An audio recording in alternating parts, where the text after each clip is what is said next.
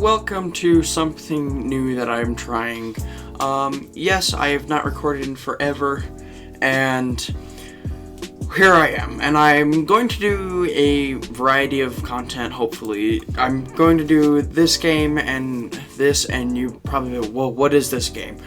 This is the Magic the Gathering Arena, and I really like this game. It's really fun. It's not really a game, more or less like well, it is a game, really. But I really like it. It's really fun. I've tried the real life version, but I personally like the online version a little better, since you could have access to any amount of cards, and it's just a really overall fun game. And to a lot of you Yu-Gi-Oh players who are coming over here, you're probably thinking, well, what is Magic? Like, what does any of this do? Or some of you, maybe a lot of you know what this game does, but it's a whole different card game. A lot of Yu-Gi-Oh stuff was based off of Magic, early Yu-Gi-Oh, like 2004. Like, let me give you an example. The Magic cards, instead of spell cards, they had to change it because of this game, because they had Magic cards as well. So that happened. But yeah, it's a really fun game. It's mostly the same. There is a lot of different concepts and things, such as these you're seeing over here, the little skull guys and little suns and little water droplets. These are your mana and your land. These are what play your mana, and it's a really kind of a cool concept. You have to have the amount of lands on the field, or certain creatures have different abilities that allow you to use them as land, and it's a really fun thing. And I'm just gonna get right into it. So my companion, it's basically means it stays in your hand for like the entire game, and then you reveal it and stuff like that. But my companion is Yorion. I just threw him in there because I'm running an 82 card life gain deck, which is pretty stupid but hilarious, and it works decently. And when it enters the battlefield, exile any number of land permanents you own and you control, and then return those battle cards to the battlefield during end of the end step. So what I do is this, and then I play a Johnny, which she's a planeswalker, which I'll get into later. I'll explain a lot of this while I'm playing the game itself, but yeah. And then the next card I'm running is 4 Healers Hawk. I'm running the little guys instead of the big ones, and you're thinking, well, what does flying lifelink do, or 1/1 in the bottom right hand corner of the card? 1/1 is your basically your attack and defense. In Magic it's called power and strength, but it's really the same thing.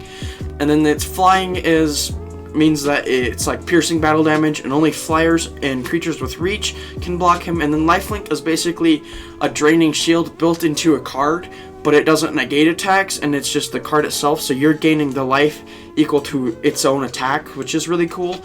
And I run him. I also run 3 Speaker of the Heavens. I won a 4th one, but I haven't got it yet. And basically, vigilance means you don't tap it, which tapping is a whole other concept. When you attack, you tap a card, basically meaning that it can't do anything. It can't block or anything like that. Blocking is a whole other thing too. You attack players or planeswalkers in Magic. And I know I'm throwing a lot of information out right all of a sudden, but when you block something, you have a choice to block or not to take damage. And if you block, it destroys it if it has, or it'll equalize or something like that. But it'll be easier to explain if I go into, when I go into the rounds. And then it creates a 4/4 White Angel creature token, so it's basically a token, same thing in Yu-Gi-Oh, but it has 4/4 attack.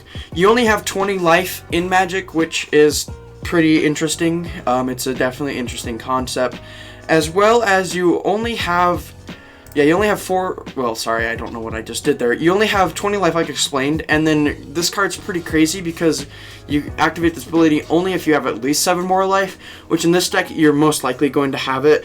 Then your starting life total, and only time when you cast a sorcery. So, basically, quick plays you can tap or activate abilities, but this one is only on your turn, basically, is what it's saying, which is still a decent thing. Next thing is we have 2 Knight of Evon Legions. This card, you tap 2 and a black, so 3 land total, and it gains 3/3 Death Touch. And Death Touch, when I was telling you about blocking, if they have like a higher block, or if I block with Death Touch, both the creatures die, which is a really cool concept that I think, like some of the cards, it's basically when you attack into a card and it destroys it, or like Ninja Grandmaster Sasuke or something like that, or when it kills both creatures instead, so it's really kind of a cool thing. And then we're running 2 serrated scorpions. It's more of like a 4. When it dies, it deals 2 damage to each opponent and you gain 2 life, which is really cool. The reason why it says each opponent is because there's a thing called, well, you can play against more than one player, which I think is cool, or you can play like 1v1v1, which is a nice concept. I also run 4 Vampire Dire Moons. It's a 1/1 Death Touch lifelink, which can be problematic if you have big guys out there, like I explained earlier. It's a really cool card. I do run the little version, like I probably explained this, but I do run the little version instead of like the big guys, because I think it's more, what should I say, consistent in drawing cards. It's a really nice thing. I do run 3 of Johnny's Pridemate. I'm also probably going to pick up another one time soon, but I like the 3. Whenever you gain life, put a +1/+1 counter on it, which in this deck you gain a lot of life, so it likes to build up, which is one of your many cards that gain really high and it becomes problematic. I am running 4 Daxos. Daxos, Devotion to White. Devotion means each of the mana costs in your permanents you control towards the count of your Devotion to White. It explains it all on the left side, as you can see with a little pot, and it says Devotion to White. But it's going to be easier, and then whenever another creature you control enters the battlefield or dies, you gain a life, which is really cool, because this life is all about gaining. Well, this deck is all about gaining, I mean. And then Impassioned Order is basically like Daxos, but whenever a creature enters the battlefield, you gain a life, and it doesn't have Devotion, or it destroys. It's just whenever a creature enters the battlefield, which is cool. And you saw this one, it says Legendary Enchantment Creature. You can only have 1 copy of itself, so I do have another card in here called the Timer-It. He's also a Legendary Enchantment Creature, so you can have 1 Daxos, 1 Timer-It, but you can't have 2 Daxos or 2 Timer-It, but those are just examples that I'm giving. And then I am running onto like the, kind of the counter side of the deck. It's 4 pacifisms. It's Chant Creature, can't attack or block, so any big guys or have activated abilities when they attack or block, I do this so they can't do that. I am running 2 Grasp of Darkness. I know it's the kind of a weird card, but it gets -4/-4. When their strength, a little number, not the first one but the second one, the one after the slash, is their strength, and if their strength goes to 0, that monster is destroyed. But if it's like a 4/5 and their power goes to 0 but their strength doesn't, it still lives, which is a cool concept. I am running 2 Drasperis's Curse. You enchant players, and you can also enchant planeswalkers or cards, which is really cool. And then whenever a creature enters the battlefield under their control, that player loses a life, and then the other player gains a life, which is really cool. So it's a definitely interesting card, and I like it a lot in there. Especially with the new cards like Scoot Swarm, and if you Magic players know what it does, it can be really problematic. But when you play this card, you can't really do that ability. I am running 2 Timer-Its, Chosen from Death. He has Devotion to Black, so their little skull things is how much it is, and then you can exile, you can pay 1 of anything, 1 black, exile up to 2 target cards from graveyards. You gain 1 life from each creature exiled this way. So it's more of like a life gain. And then if they're running like a graveyard-based deck, this card can be problematic as well. I am running 2 Angel Vitalities. I'm not running 3. I run 2. Whenever you gain life, you gain that life +1. This is said. So if you gain 3, you gain 4. If you gain 17, you gain 18. It's a really cool thing. And then Angel Vitality is +2/+2 until the... And I'm running 3 Banishing Light in here as well. This card Exiles, which exile means it banishes. It's basically the same concept. I am running 2 Heliods. This card's pretty crazy. It's indestructible, means it can't be killed by anything, destroyed by anything. It just has to be exiled or banished. And then as long as your devotion is white is less than 5, it's an enchantment, which means it just stays up here and kind of just sits around. And whenever you gain life, put a +1/+1 counter on target creature or enchantment you control, which is really cool. So you can put it on himself, so you become 6/6, or any of your other creatures, which is cool. And then you can pay 1 of anything and 1 white mana to, and another target creature gains lifelink, which I explained earlier, which is a really cool card. I am running 4 Bloodthirsty Ailerons. He's basically the Johnny's Pridemate, but she's a flyer, 1 more mana cost, black, but it's the same thing. I am running 1 Marauding Blight Priest. Whenever you gain life, each opponent loses 1 life. It's not as good as another card that I'm going to get, but I like her as well. I am running 2 Murders. It just destroys a creature. Veto, Thorn of the Dusk Rose. well, it's obvious. Whenever you gain life, your opponent loses that much life. So if I gain 16, they lose 16. If I gain 17,000, they lose 17,000. Basically, lose the game. But that was just a huge number that I just came up with. And then you can tap 3 of any mana, 4, and 2 more. So 5 mana in total. And creatures you control gain lifelink. So all your creatures, instead of like heliod, it's all of your creatures instead of 1. And then I'm running the planeswalker in my deck. I am running 2 Ajani, Strength of Pride. I'm also going to get another 2 of these. This card's really crazy in this deck. This is a historic deck, just so you guys know.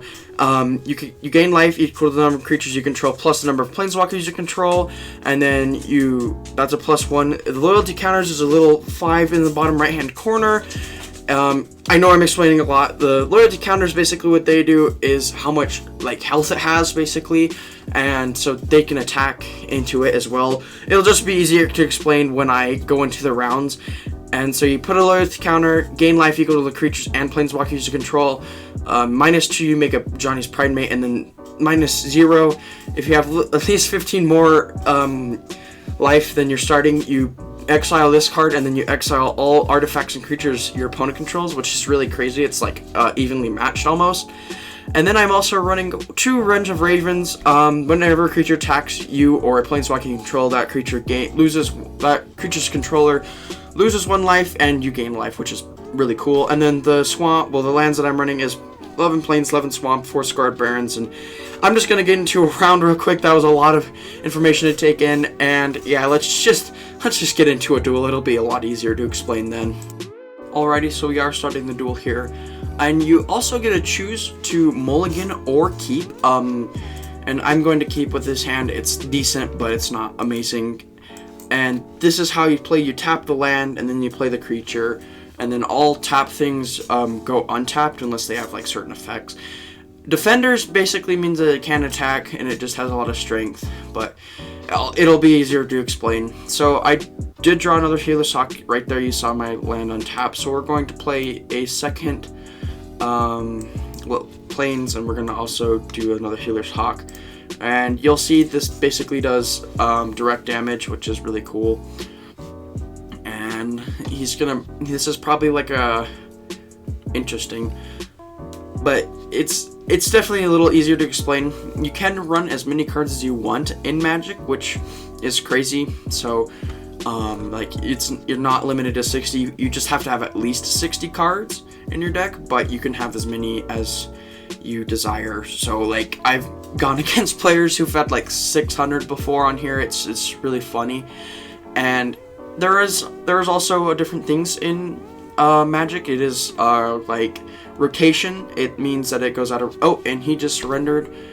I will do another round, but yeah, we'll just do another round here. That was a quick and easy win. I get a rank up to. I'm bronze tier 3. Yeah, I just started playing the ranked. Okay, so something that I would like to explain right now is they do have a ban list, but they also have a thing called rotation. Rotation is like the amount of cards printed in a set, and they rotate out sets, except if you're in Restored, you can play all cards other than the ban list. But it's definitely a different concept, and it's pretty fun. And like, it's when rotating sets means that the sets that are older, they go out of rotation, and then the sets that are new, they stay in. And then the sets that rotated out, you can't play cards from them in Standard, which is like a whole other thing, which I'm trying to build a Standard green deck, but it's a whole nother concept. You could probably find some other videos that would explain it a lot better, but I'm trying to do my best here. I'm more of doing it just for the like other type of content instead of like stuff. But if you like watch one video on like a tutorial to Magic, you'll probably see, oh, it's really easy. Or you can just stay with me and like try to know what I'm explaining here. Okay, so we haven't drawn any white land except our Scarred Barrens, but we're just going to try and see what we can do here. And you do also get to choose attackers like Yu-Gi-Oh, but like I said, they have a choice to block or not, and he's gonna take it. So it's definitely a little thing. It's way different than Yu-Gi-Oh, but it's also in some in most ways the same. So it's a weird kind of concept, but I really like this game since it's a lot more, what I explained it earlier, it's a lot more interaction, and it's not that much. And then it's easier for me to kind of make and edit these videos because I don't have to do a lot of like deck profile kind of stuff, and it's just overall a little easier for me to like comprehend and use. So I am going to block this because I do not want to take a whole lot of damage, and my timer is going to die. Like I said earlier, I have a choice to block or not. This is a lot of information, I know, and there is milling and stuff like that, what he just did. But I am going to drop the planeswalker, which he's going to go right over here, like I said, and I'm going to do his -2, so like that down there, he goes down to 3, and I'm not going to attack with anything because I have a feeling that he's going to attack with almost everything. There is some combos in Magic. There's he wants to get rid of this card really badly because, well, it gets problematic really quickly. So I'm gonna block both of them. And then my little thing down here, and there's no like overpowered cards. Like there is a few that are pretty powerful, but there's no absolutely ridiculous cards like Mystic Mine or anything like that. It's nothing that horrible. Or there's not like super extremely powerful insane cards like Dragoon or stuff like that. There is some combos that you can do that are infinite, but it's not likely. I'm going to activate Johnny again to make him 1 because he's probably going to die most likely next turn. And then I'm also going to reveal my Yorion. And like I said, this is a lot more interaction. Like I'm not doing any crazy combos, and I am going to still be posting Yu-Gi-Oh videos, and probably once I get a little bit more used to it, I'm going to start doing some other videos, like gaming videos and stuff like that, which I think is pretty cool. And I'm not gonna block with any of this because I don't really want to waste my creatures, and it's all just gonna go to him. And I predicted that he would die, so yeah, it's really kind of fine. But I'm guessing he's running a mill deck, but just by guessing here, because that is mills that many cards whenever deals damage, so it's definitely a thing. So we're gonna play our Impassioned Orator. We're just gonna try to gain life to make this guy a little bigger. Then we're gonna play that card, gaining us a little more life. And then we're also going to play our kind of crazy card to get me up to 27. And I'm not going to attack with anything. And there is chat, but it is not like like there's no vulgar language allowed or anything like that. It's chosen unless you get like the little emote stuff. And now I am going to play my Yorion guy. So I'm gonna get a lot of stuff going on right here. And I'm not going to banish anything because I don't have any of my guys. And then this card is going to get really problematic since I have more than 27 life. And then I have these guys over here that gain me life. So it's a lot. It's a lot to handle. And I am throwing a lot of information. My next video is probably going to be not as long or as crazy, not crazy, as, what is the word? Not as, like, explanatory. I'm not going to be explaining a lot more information. I'm probably just going to play a few rounds with this deck to see if I can actually do some stuff. And then, what's cool about the Magic on the computer is that it changes, if you use a lot of your deck. Oh, I don't know why I attacked there. If you use, your deck a lot, it will actually pair you up with cards that combat your deck. Well, not cards, players that combat your deck. So like him, he's running a mill deck, which kind of hurts my deck a little bit because you can see I have 28 cards in my grave with the little icon right there. But let's see what else you can do here. And you also can run different variants. Like I'm seeing you can run tons of stuff. Like you're not limited to anything in Magic really. other than the ban list like I explained earlier. But my Ajani's Pride Mate, this thing over here, is probably going to get really problematic soon if he can't do anything about it. So I'm actually going to play something. I'm going to attack with it, the 23. I'm forcing him to block here or he will die. Like, this is your life up here, and my life down here is 41. And you actually have infinite life. You don't have any restrictions. It's really similar to Yu-Gi-Oh! Honestly, like there is some differences, but it's mostly similar. And this is your chain stuff. This is basically chains. It's really like the same thing as Yu-Gi-Oh! And then let's see, I'm gonna activate my Speaker of Heavens again, getting another angel flyer out there. And then I am going to go and... Oh, and there is a thing called Summoning Sickness. I forgot to say, like, with him and him, I can't attack because they were summoned. But the next turn I can, which is definitely different, yes, but it's a thing. There is a lot of different cards in here in Magic. There is a lot of different abilities. It's like him, he's running a completely deck than I am. He's not running life gain. It's not all the same thing like in Yu-Gi-Oh! Well, like Yu-Gi-Oh! I'm not meaning like they have all the same cards. It's not like all Blackwing Mirror matches forever. It's more of just, it's different. There's a lot of different varieties of decks that you can run, but it's not limited, and this is the oldest card game that's famous still, like, not, I'm not meaning like famous, you might be like pointing me out, but I'm meaning like a card that is the card game that's still really popular right now, that a lot of people play. And I'm gonna activate my Speaker of Heavens again, play another 4/4.